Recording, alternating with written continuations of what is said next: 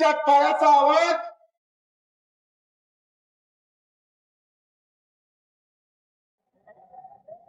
दादा, ही हिंगोली जिल्ह्याची माती. हिंगोली जिल्हा हा महाराष्ट्राच्या नकाशावरती अगदी छोटा जिल्हा, परंतु जेव्हा जेव्हा नवीन क्रांतीची सुरुवात होते, जिल्हा जरी छोटा असला तरी आम्ही मोठी माणसं म्हणून आपल्या समोर या ठिकाणी येत असतो आणि आमचं दिलेलं काम प्रत्येक नीट चोखानं पार पडत असतो. हा प्रत्यय आपण वेळोवेळी घेतला आणि हिंगोली जिल्ह्याची टीम आपल्या संबंध यामध्ये राहिली. शिवजयंतीचं हे 11वं वर्ष. गेल्या 11 वर्षामध्ये अनेक विचार या शिवपीठावरतून आपण या ठिकाणी दिले आणि या भागातल्या, या तालुक्यातल्या अनेक युवकांना या शिवजयंतीची प्रेरणा घेऊन आपल्या उद्योगामध्ये, व्यवसायामध्ये क्रांती घडवण्याचं काम केलं. असे अनेक कार्यक्रम या ठिकाणी आपण राबवत असतो. बाजूला दादा, मागच्या 2 दिवसापूर्वी तक्षशिला धम्म परिषद झाली. म्हणजे बाजूच्या मैदानावरती भीमरायाचा विचार आणि या मैदानावरती शिवरायाचा विचार. त्यामुळे 2 भीमराय आणि शिवराय या जगाला सांगण्याचं काम या बाबतीतून आम्ही करत आहोत. म्हणून कोणत्या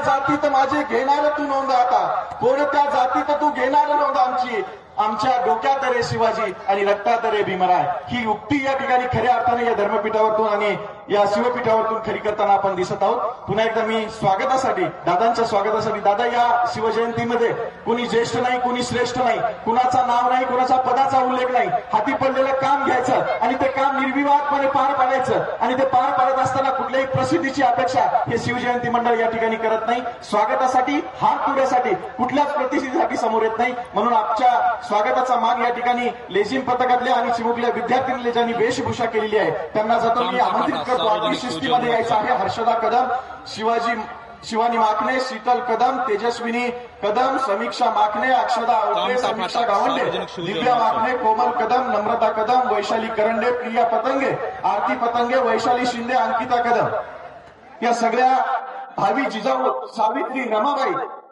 आणि लेझिम संघातल्या मुली दादांचं या ठिकाणी पुष्पहार देऊन स्वागत करतील. चला, शिस्तीमध्ये यायचं आहे. आदरणीय दादांचं या ठिकाणी स्वागत.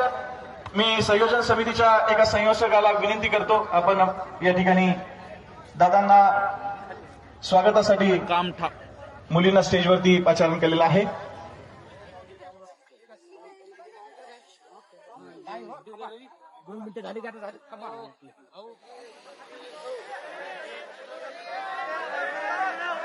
समोर कृपया सगळ्यांना दिसेल असं आपण या ठिकाणी करायचं आहे. पुष्पहार, भगवीशाल देऊन ह्या बाल चिमुकल्या उद्याचं भारताचं भविष्य आणि आपण या ठिकाणी ज्या चिमुकलींचं भविष्य घडवण्यासाठी, ज्या विद्यार्थ्याचं भविष्य घडवण्यासाठी गेल्या कित्येक दिवसापासून खितपत पडलेला आरक्षणाचा प्रश्न जीवाची पर्वा न करता, आपल्या जीवाची किंमत न करता आम्हाला एवढं मोठं होण्याचं सामर्थ्य तुम्ही जनसामान्याच्या माणसाला बहाल केलं आणि चांदा ते बांधा सरकारला या ठिकाणी काम करायला भाग पाडलं आणि आपण या भागामध्ये आला, नव चैतन्य निर्माण झालं. आजचा हा शिवजयंतीचा सोहळा आपल्या उपस्थितीमध्ये पार पडतो आहे, याचा आम्हाला निश्चितच महाराज की, छत्रपती संभाजी महाराज की, डॉक्टर बाबासाहेब आंबेडकरांचा या ठिकाणी सत्काराचा कार्यक्रम संपन्न झालेला आहे. गाडीवर जाऊ. मी आपल्यामध्ये जास्त वेळ घेणार नाही. दादांना मी या ठिकाणी विनंती करतो की आपल्याला ऐकण्यासाठी या ठिकाणी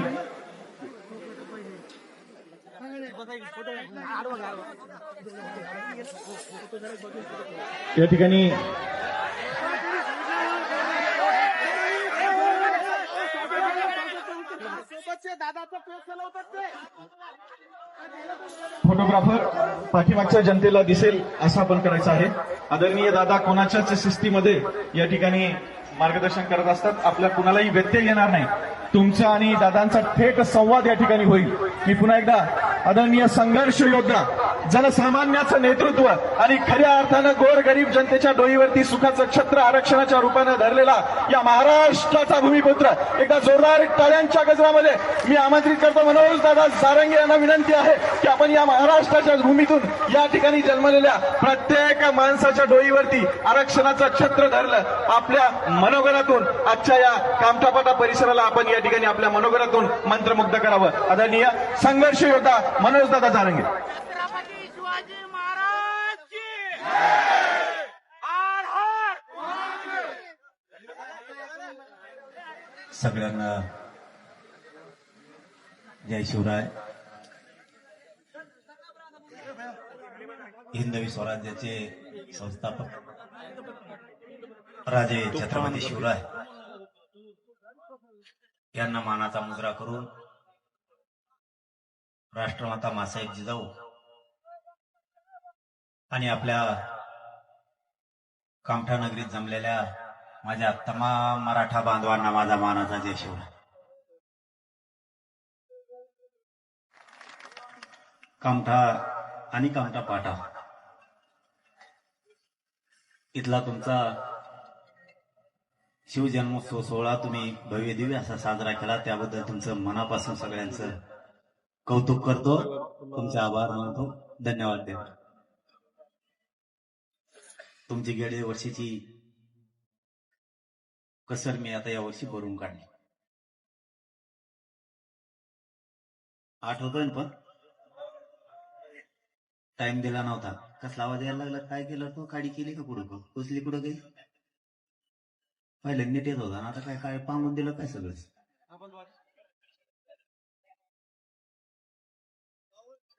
गेल्या वेळेस आपण इथून जवळून गेलो पण कार्यक्रम केला नव्हता, त्यामुळे असे नाराज झाले तुमचे. मी यावेळेस शब्द दिला, कामठा फाट्यावर येणार म्हणजे येणार, दिलेला शब्द मी पाळणार. एक वर्षाने पोहायना पण तुमची नाराजी पूर्ण दूर केली. शेवटी तुम्ही मला पण समजून घेत जा. कार्यक्रम खूप आणि राज्यातल्या प्रत्येक जिल्ह्यात प्रत्येकाला वाटतं की आलं पाहिजे. मी एकटा किती प्रवास केला तरी पुरत नाही. एकटा माणूस किती कार्यक्रम करणार.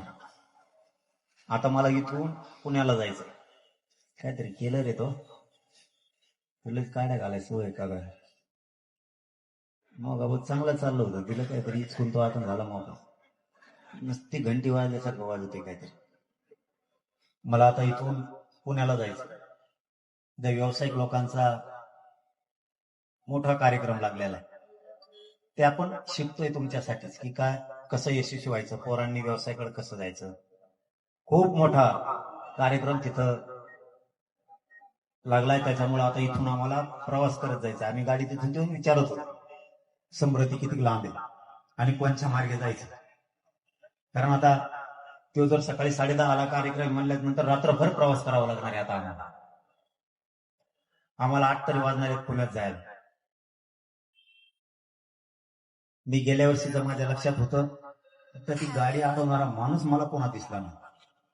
मी प्रत्येक वेळेस म्हणतो त्याला आणायला विचारायला, त्याची इच्छा होती. यांच्यावरले खोळ होतं, तिकडे गेलं ते आपलं फौजी कुठे, त्यांच्यावरले खोळायचं, ते म्हणा तोच केलं, तोच गावात येऊ द्या ना म्हणजे धरायला. आता त्यांची नाराजी दूर झाली का नाही हे विचारायचं, पण ती चेहराच दिसाय नाही मला. पुढे नाही नाही, त्याची चेहराच दिसता नाही मला. खरं मी त्यांच्यासाठी तारीख दिली, मला त्यांची गेल्या वर्षीची नाराजी यंदा दूर होईल आणि आपण गेलं पाहिजे. सांभाळून घेता, शेवटी समाजाचं काम करायचं. काही वेळेस येणं होतं, काही वेळेस येणं होत नाही. नाराज होत जाऊ नका, शेवटी आपल्याला आपला समाज मोठा करायचा, समाजाचे लेकरं पुढे न्यायचे. आणि आता बोलताना सूत्रसंचालन करणाऱ्यांनी सांगितलंय आमचा जिल्हा लय बारीक. बारीक काय, सगळ्यात टॉपला कार्यक्रम तुमचे होते, सगळ्यात टॉपला.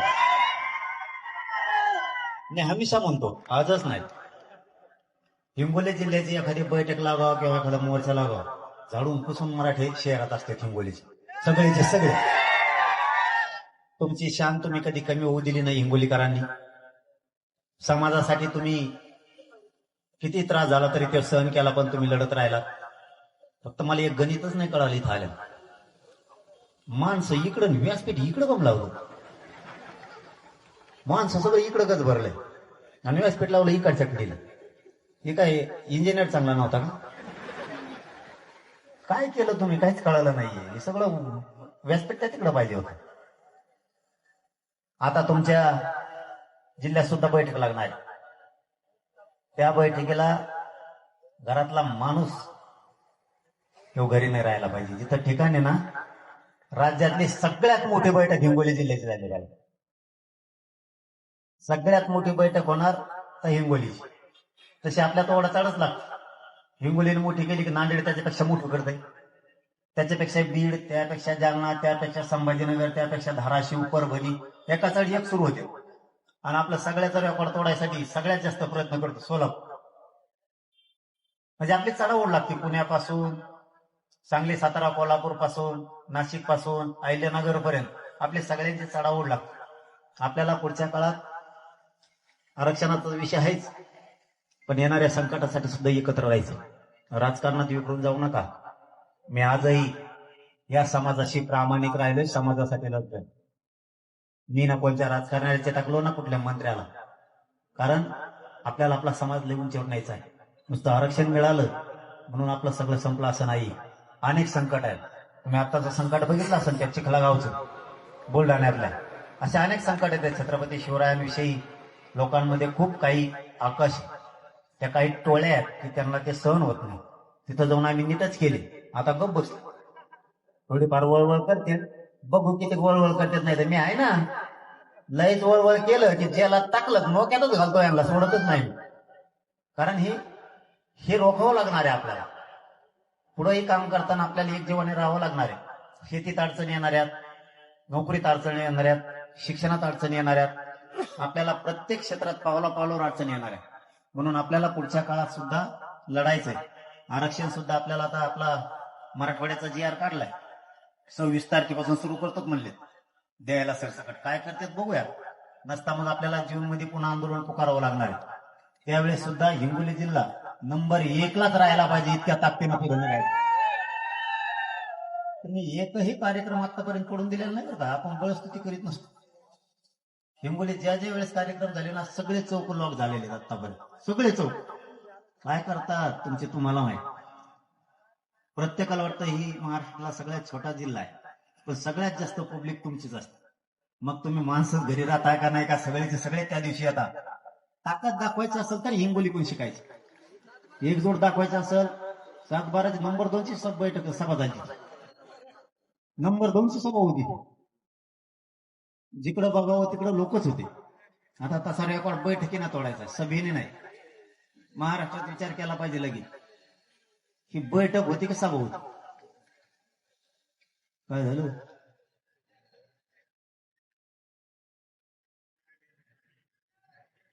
कटाकटाकी सुरू झाली. तुमच्याकडे नसतील जास्त काही तर. कोण कोण दारू पिता वर हात करा बरं. लाज तरी वाटली पाहिजे थोडीफार. दारू सोडा, व्यसनापासून लांब जा. आपल्या कुटुंबाचं वाटोळं व्हायला लागलंय. या पाठीमागे बसलेल्या पोरीकडे एकदा बघा, तिला तुमच्या लेकीत आणि पोरात बघा. ज्यावेळेस बाप दारू पितो वाटोळं होतं ना, त्यावेळेस हे लेकर कसे रडते. आपलं कुटुंब, आपला संसार सुखी राहत नाही दारूमुळे. त्यामुळे सगळ्यांनी आजपासून शिवजयंतीच्या निमित्तानं आता मनातली मनात शपथ घ्या की आजपासून दारू प्यायची नाही. एकाने